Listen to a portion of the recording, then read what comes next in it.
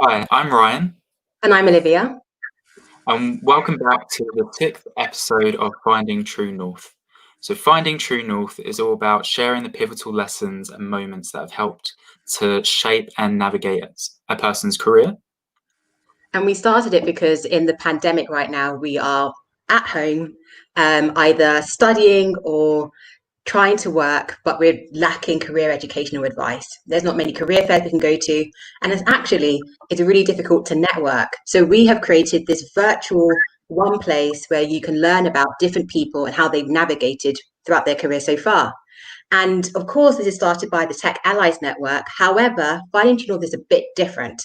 We are looking at an array of industries because it's probably people like everyone who have many different interests and many different career ambitions. So today, we are venturing out of tech somewhat and going into the world of PR. And we have Emma with us today, who is a senior account executive for PR agency Propeller Group. Now, we are going to ask Emma questions towards the end, but there's a way that you can ask a question as the audience. So Ryan's going to answer that and explain how you can get involved. Yeah, so there's a couple ways that you can ask questions throughout the session. You can either do it in the comments tab below on whatever media you're watching it on. And equally, we have slido.com as well later on. So if you type slido.com and use the code FTN, which stands for Finding True North, then you can participate in the poll later on and ask questions anonymously. We'll show them details as we get to them later on, but that's it from Olivia and I for the meantime. We'll pass it over to you, Emma. Thank you. Hello, guys. So my name is Emma Cheshire and I am a senior account executive at a PR firm called Propeller Group. So I'm just going to take you through my career journey so far. So I did my A-levels. I studied English, French, history and media. And I always thought I wanted to be a journalist ever since school. So I did a little bit of work experience at the Times Educational Supplement, which is a paper in London. And then I went on to university in Southampton and I studied a degree in English literature. Whilst I was at university, I did some extracurriculars, namely joining the student newspaper called Wessex Scene. I did that for pretty much the whole time I was at university. I worked as a news editor on it. But towards the end, I sort of realised I wasn't really sure whether journalism was for me. So I sort of dabbled in a few other sort of work experience placements to try and figure out what I wanted to do. So I worked in a film office thinking that maybe that was a side of media I might have been interested in. And I also interned at a couple of PR agencies. One of them was a massive one and another one was a much smaller one, which I preferred. Then when I graduated, I went to do a master's degree at the University of Kent. This was partly because part of the degree was in Paris, and I'd always wanted to live there and study. But I also just needed that extra year to figure out what exactly I wanted to do and whether PR was really the thing for me. So yeah, that was a really sort of crucial time for me to sort of figure out my career path. So straight after that, I realised that, I wanted to give the PR thing a go. So I secured an internship at the company I'm with now, the October that I finished. And then I haven't really looked back since, really. So I've risen up the ranks. I got promoted to an account executive, which is pretty much like the junior position. And then I got promoted a couple of years ago to senior account executive, which is pretty much just a more experienced person than an account executive. And then obviously the hierarchy above me are like managers, directors, that sort of thing. So if you don't really know anything about PR, PR stands for public relations. So businesses and public figures hire us to manage and build their positive image and reputation in the press. And in the press, part of this is quite crucial.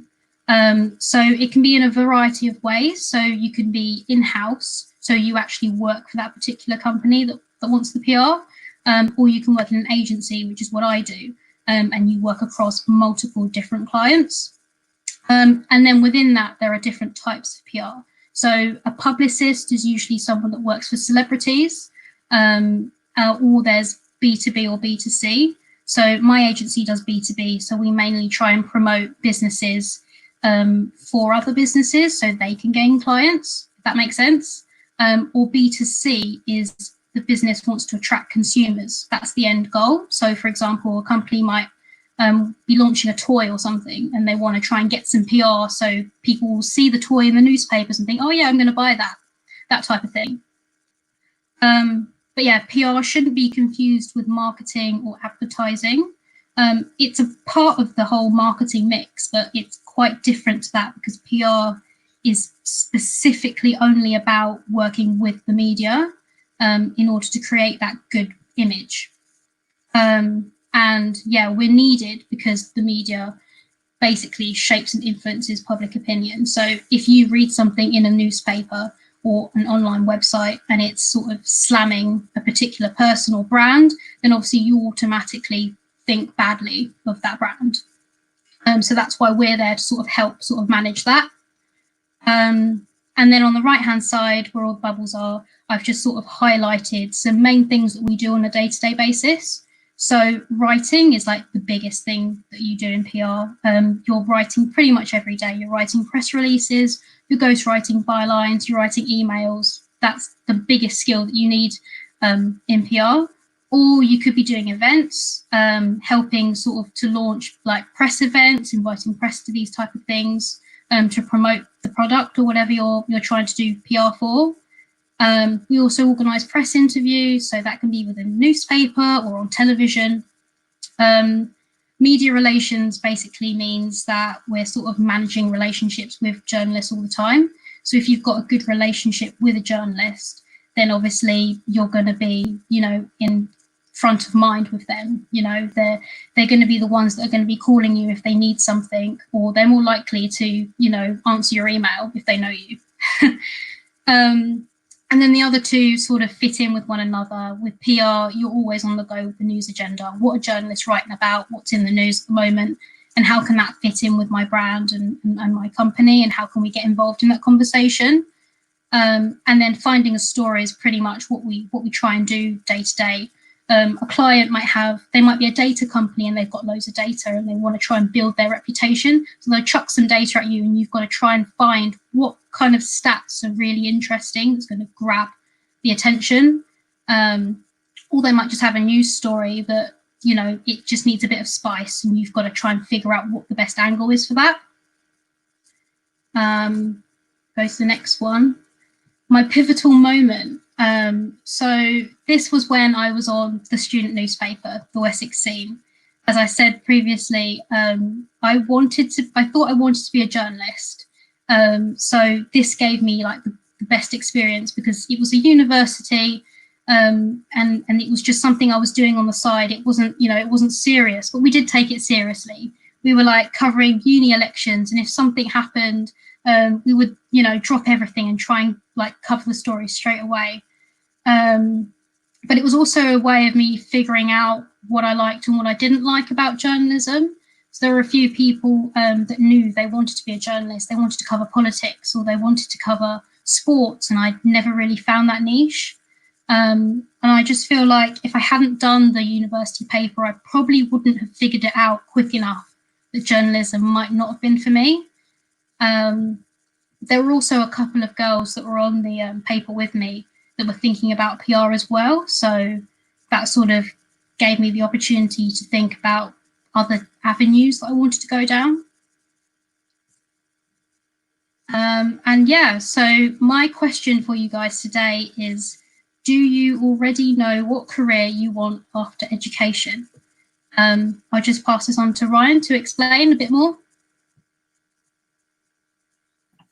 Sorry, I was on mute. Yes, so to participate in the poll, just go to slido.com and use the hashtag FTN, and that will allow you to participate, and you've got the three options there. We will come back to the results during the Q&A at the end. Great. Okay, so here I've got 3 ways really to succeed in a PR career. The first one that I've highlighted is the tricks of the trade. So for me, I think this is good writing skills and being a people person. So as I've mentioned previously, writing skills, you're going to be writing things every single day. So you've got to be pretty good at that, and you've also got to enjoy it.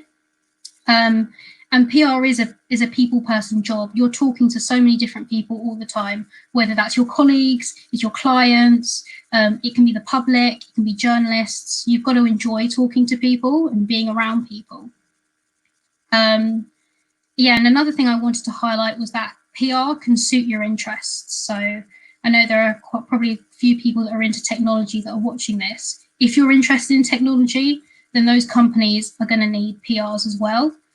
You know, the likes of Google, Facebook, Tesla, they've all got PRs working for them. They all want to build their reputation in the media. But if, you know, technology isn't your thing and you're into fashion, then obviously there are loads of retailers and fashion brands that also will need PR. So it's about finding your niche and what you're interested in. And it can really cover a whole scope of different areas, which is amazing. And then my last point was that you just need enthusiasm and being willing to learn. So, you know, you don't need to know everything all at once. I certainly didn't know everything when I first started. There was actually someone a few years ago now that worked at my company. He joined as an intern, but he didn't know a single thing about PR. He'd never done any internships or work experience in PR before. The job that he went into straight after university, he worked in a bar. He was like a bar manager for a number of years, and then he decided he wanted a career change. So, you know, it's all, you know, for the taking. As long as you're enthusiastic and you're showing them that, you know, you're willing to understand the career and the clients and all of that, then I think you can go far. I mean, in the end, he worked his way up the company and then he left and he joined a big PR firm. So it's definitely anyone can do it if they're enthusiastic about it. And then my final 3 takeaways. So I think no path is set in stone. You've got to explore what else is out there. So as I mentioned, I thought I wanted to be a journalist. Obviously, in the end, I realized that wasn't for me. So you've got to try and explore what things related to that possibly might help you along the way, and you might figure out what exactly you want to do. And then my second one is probably for the younger people in the audience. If they're thinking about going to university or they're at university at the moment, definitely leverage uni societies, and those things are extracurriculars. So internships are fantastic professionally, but personally, you can really grow if you join loads of different societies, and it's a more relaxed environment for figuring out what exactly you want to do. So I worked on the student paper. You might be really into badminton and you might like events, so you could be like the social events person at the badminton society that organises the events for that, and then you might figure out, oh, actually I like working for events and maybe that's the career path I want to do. Or you might want to be on the RAG Society, which works with charities, and then that might give you the idea that maybe working in the third sector with charities might be something. So it's definitely a time for you to really figure out what exactly you're passionate about. And then my third one is just you really don't have to know everything. Like, don't worry. As long as you show that you're passionate, that you're willing to learn, then really you can do anything, really.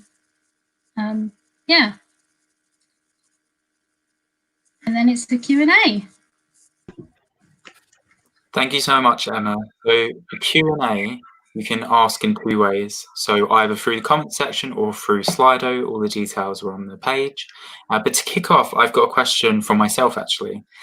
You spoke about, this question is more of a, is this PR or not? Because you mentioned how it's all about influencing public opinion.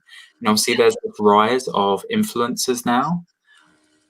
Does influencers come under PR or marketing? So you usually hear influencer marketing. Would you ever consider that as part of PR nowadays? Because influencers do have a big influence. Yeah, so I think influencers do come under PR. With the PR that I do, influencers aren't really a part of that. I don't really engage with influencers. But if you're a consumer brand, like, I don't know, like a makeup brand or a fashion brand, then obviously PR is definitely going to be like a massive thing for them to want to engage with influencers, because obviously they really shape public opinion as well. So they might want to, PRs might be in charge of sending across like press samples. I think that's what they call them, press samples. So it might be like press samples for like a makeup brand. So the influencer will be able to test them out and then publicize it on their own social channels. So yeah, that would be something PRs will cover.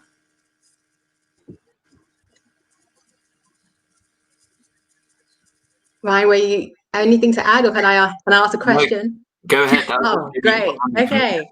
Well, thanks. Yeah, thanks so much for giving this talk. Because of course, like, we met at university doing student journalism, having to drop everything for a story. I remember those days quite vividly.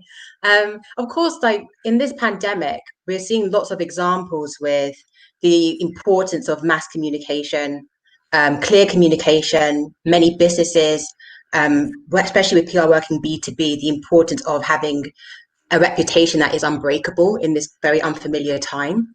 And PR is very attractive because the ability to shape and influence public media attention and opinions for the greater good is especially very important now. And so PR looks very attractive. In your career journey, you were talking about how journalism, you found that it wasn't really for you, and PR is the alternative that you feel is really fits your future ambitions. But of course, it's very difficult to get into. You were talking about your colleague who had no PR experience, but still was able to break in. What advice do you have for either people, early professionals, or people who are still students who want to break into the industry but not really sure where to start? Because there's internships, but are there any other ways? Well, I sort of started my journey through doing internships, and I do think that that's probably one of the best ways to get into the industry, because it gives you sort of a foundation and you kind of figure out what kind of PR you're interested in, whether you like working in a big agency, whether you prefer working in a smaller one. I do think that if you're still not sure about whether you want to go into PR, I think LinkedIn is an amazing tool. Like, you can just look up, you know, a company. If you're really interested in working for a specific company, look up the company, look up and see if someone, like whoever does their PR, and try and look at their LinkedIn profile, see how they managed to get into the industry as well. Because, like, for me, I found internships were best, but maybe other people have found another way into the company. Maybe they found a way in through by doing another role at the company, and then they were able to move to that department. But yeah, I think it's interesting to see how other people in the industry have managed to found their path. So I think LinkedIn is probably a good way of doing a bit of investigating, really. I love that tip of doing some LinkedIn stalking. I think it's a nice way, no, especially if you have a particular role that you want to do. Like, finding someone on LinkedIn and just analyzing, like, what did they do? Yeah, that gives some really actionable tips that you may not have considered. So I love that. I kind of linked to the point of how you're saying that you thought journalism was for you, then you actually experienced it and went, actually, it's not for me. Was there sort of this transition period where you actually didn't know what you wanted to do? Like, was that scary? Or did you kind of go, journalism's not for me, PR's for me? Yeah, no, definitely there was. I think it was towards the end of university. That was when I was sort of dabbling in whether I wanted to work in a film office and whether that part of media might have been for me. But I don't know, I just sort of just realised that, oh, maybe, okay, because my first PR internship was with the big PR agency, and I really didn't like that.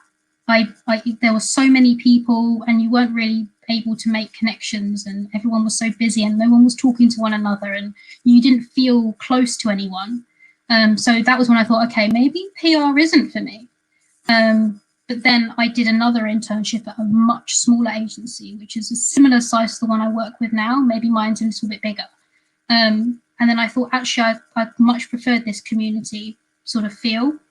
And so that made me sort of think, the more that I did the internship, because that internship was a little bit longer as well, the more I realised, actually, this is something that I am interested in. And it kind of grows on you as well.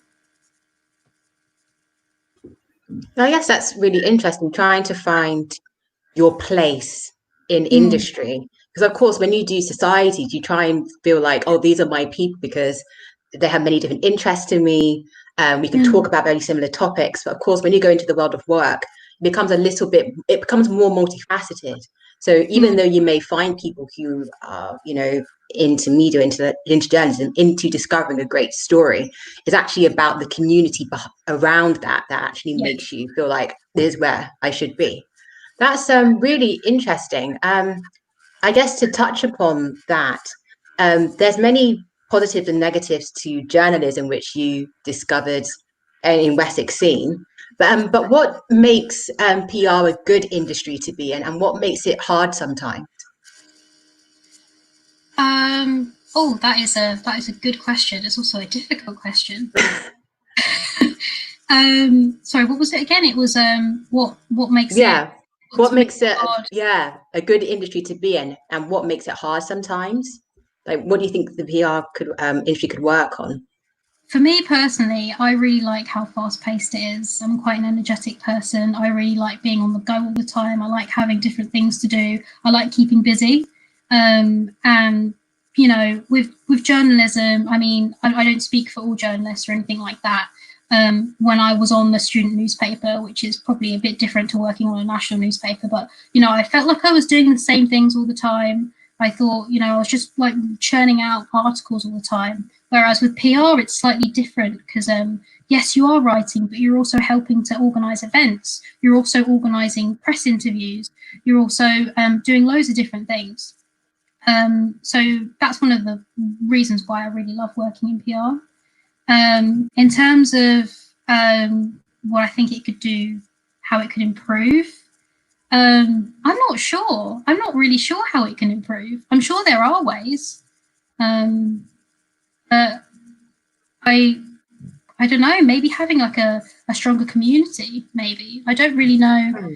We've got our own like PR magazine, but I think maybe connecting with other agencies will probably be quite more interesting, more networking. Obviously, we're not really doing that a lot at the moment because of coronavirus. But I think more of that would be quite interesting. You touched upon societies as a really good way of getting experience, and it's not just all about internships. You can get other experiences through societies. But equally, like I've been at Fresh Affairs and things like that, where it's quite daunting when it's a massive room with all these different stalls, a ton of different people. Do you have any tips for anyone who's maybe a bit more of an introvert, who is a bit more kind of wary of getting involved with societies but still wants to build up experience? I think it is difficult if you're an introvert. I mean, I still am really quite shy. But sometimes you've just got to sort of bite the bullet and just go for it. I mean, I think it took me a few months until I wrote my first article for the student newspaper. You don't need to go in straight away and do everything all at once. Just do it slowly. I mean, I was like on the like the group pages or whatever for the student newspaper, and you're always like sort of in the background, and then when you suddenly feel a bit more confident, then you can sort of say, actually, no, I want to get involved in this. Try and maybe make friends with people that are also on there, and then they might be able to give you a bit more confidence as well. Hope that helps. Yeah, no, it definitely does. It's one of those things that I think once you do it once, you then realize how how easy it is. It wasn't a big fear that you should be worried about, and it's kind of like a bit of a gateway. You do one thing and then you end up doing lots of other things. I know Olivia is a classic example of this. You were involved with radio, newspaper, everything. And I think, Emma, when you think back on, for example, when you did your masters, and you went to University of Kent and then you studied partly abroad, do you think you may have done that to get you out of your comfort zone and, I guess, really test yourself? And maybe in some sense that prepared you for the world of PR, the ability to get stuck in, the ability to turn your shyness into some form of superpower where you can still be a people person but still preserve your energy, so to speak. I feel like the masters was really more of a, I still wanted to stay a student. I still wanted a student bubble, and I just was a little bit too scared to sort of go into the world of work, and I still wasn't entirely sure like what I was going to do. So I think it was just, I don't know, it sort of helped me sort of figure out what I wanted to do. It was just that extra year. I mean, I feel like the 3 years of university were amazing, but I just needed one more year to sort of, I don't know, be that bridge from university to the, you know, to work. And I just needed that really, that small sort of shift away from uni and then to the world of work. So yeah, I mean, I'm glad I did the masters. I think that was crucial in my career path. Definitely. I just needed that extra time. Yeah. That links really well to the poll question. So the most popular response was, so the question was, do you already know what career you want after education? The most popular response was, I'm not sure, I've changed my mind a few times. So I guess in your head, you've kind of spoken about a couple different options of how you can kind of put that your mind at ease if you don't know what you want to do. It could be that you go and study because you want to find out more and maybe give you more time to figure it out. You may go and experience more internships. Are there any other tips that you think people can apply to try and figure out and navigate their way through what do I want to do after this experience, whether it's education or if you want to move jobs, etc.? I think things have probably changed a lot since I sort of did it. I mean, I think try and go to as many sort of career fairs or events or, you know, inspiring talks, things like this, maybe even, just that will give you a little bit more inspiration and will open your eyes to see whether there are any other paths that you want to go down. I think that's probably quite important.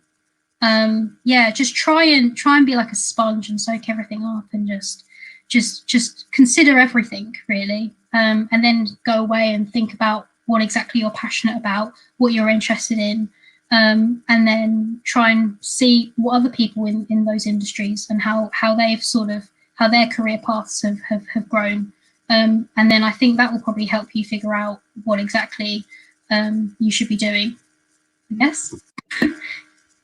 Yeah, that's really great advice. And you're right, Emma, things have definitely changed from when we entered university.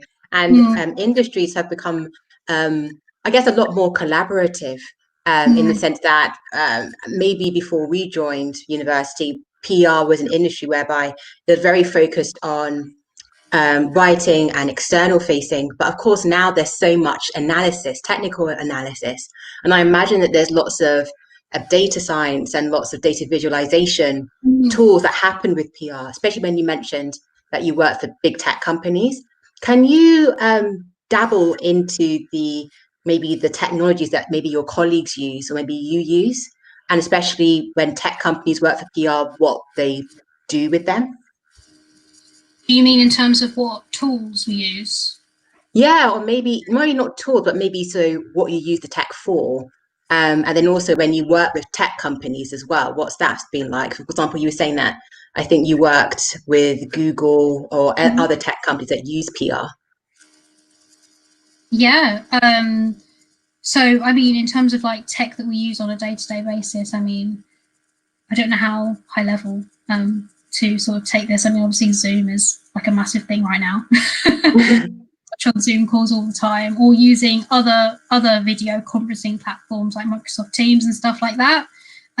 Obviously, we use a lot of other sort of analytical tools to help us with tracking coverage and databases where journalist contacts are on and that type of thing. Yeah, I don't know what other kinds of technologies we sort of. Those are the main sort of bits that we use. And then, yeah, working with different technology companies. Yeah, so, well, my agency, Propeller Group, we actually specialise in advertising, technology and media. A whole range of different types of techie type of companies. Yeah, we used to work with Google, which was amazing, but also quite challenging.